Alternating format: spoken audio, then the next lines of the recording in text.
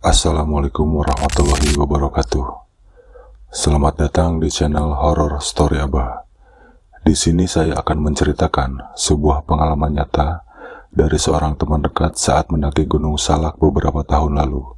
Cerita ini tidak hanya sekedar horor biasa, tapi juga pelajaran penting tentang betapa kita harus selalu menghormati alam dan segala sesuatu yang ada di dalamnya.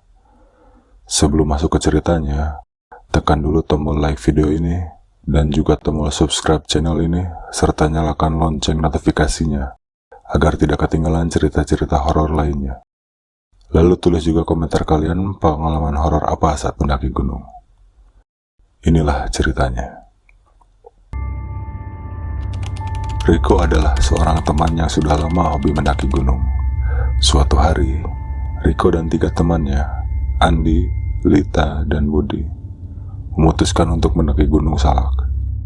Gunung ini terkenal dengan jalurnya yang menantang dan mistis. Tapi bagi mereka, itu adalah bagian dari petualangan. Gak usah percaya sama cerita-cerita mistis. Yang penting kita harus hati-hati, patuh sama aturan di gunung, dan jaga sikap. Itu udah cukup, kata Andi dengan nada yang yakin saat mereka berkumpul di base camp sebelum memulai pendakian. Perjalanan mereka dimulai dengan lancar. Cuaca cerah, angin sejuk, dan suasana hutan yang asri membuat semangat mereka semakin menggebu. Mereka menikmati setiap langkah, tertawa bersama, dan bercanda tentang kisah-kisah seram yang sering didengar tentang gunung ini. Katanya, kalau udah lewat pos 3, kita harus lebih waspada, ujar Lita sambil tertawa kecil. Mencoba menekati-keti yang lain. Gak usah dengerin Lita, fokus saja pendakian kita, jawab Budi. Meski dalam hatinya dia juga sedikit merasakan ketegangan. Semuanya berjalan normal hingga mereka tiba di pos 3. Tepat seperti yang dikatakan Lita, tiba-tiba kabut tebal menyelimuti mereka dan suasana berubah menjadi sunyi. Tak ada suara binatang, hanya angin yang bertiup pelan membuat suasana semakin mencekam. Nih kan, kabutnya mulai turun. Aneh, padahal tadi masih cerah banget, kata Rico sambil melihat sekeliling. Ya, tapi ini wajar kok, namanya juga di gunung. Biasanya kabut datang tiba-tiba, sahut Andi mencoba tenang. Namun tidak lama setelah itu, Rico mulai merasa ada yang tidak beres. Kalian dengar gak sih? Kayak ada yang ngikutin kita dari tadi, bisiknya pada Lita. Lita hanya menggeleng, tapi wajahnya mulai terlihat tegang. Mereka terus melanjutkan perjalanan, tapi perasaan tidak nyaman semakin kuat. Seperti ada yang memperhatikan mereka dari kejauhan, tapi setiap kali mereka menoleh, tidak ada apa-apa. Saat mereka di pos 4, suasana semakin aneh. Udara terasa lebih dingin dari biasanya, dan kabut semakin tebal. Rico merasa ada sesuatu yang berjalan di belakangnya, tapi setiap kali dia melihat belakang, yang dia lihat hanyalah kabut pekat. Andi, kamu ngerasa ada yang aneh kagak? Tanya Budi sambil memandang sekitar dengan cemas. Iya, gue juga ngerasain. Tapi gak apa-apa, mungkin cuma perasaan kita aja, jawab Andi. Meski dalam hatinya, dia juga merasa ketakutan.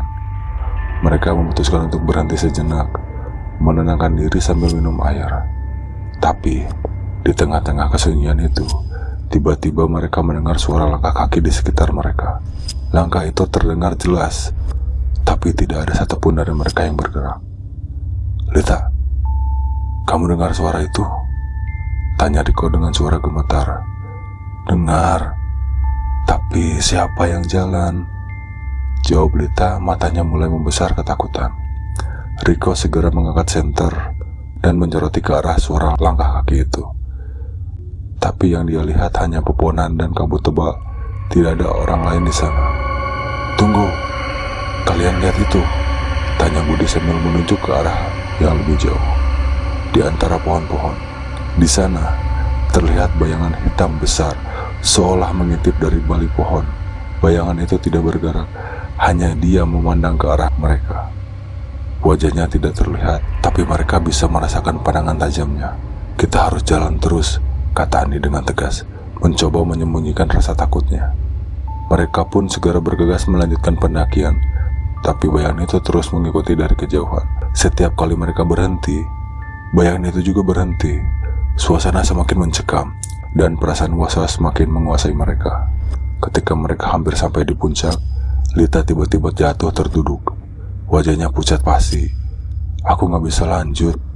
Aku ngerasa ada yang gak beres," ujar dengan suara gemetar. Riko berlutut di sampingnya. "Kita hampir sampai, Lita. Kita nggak bisa berhenti sekarang."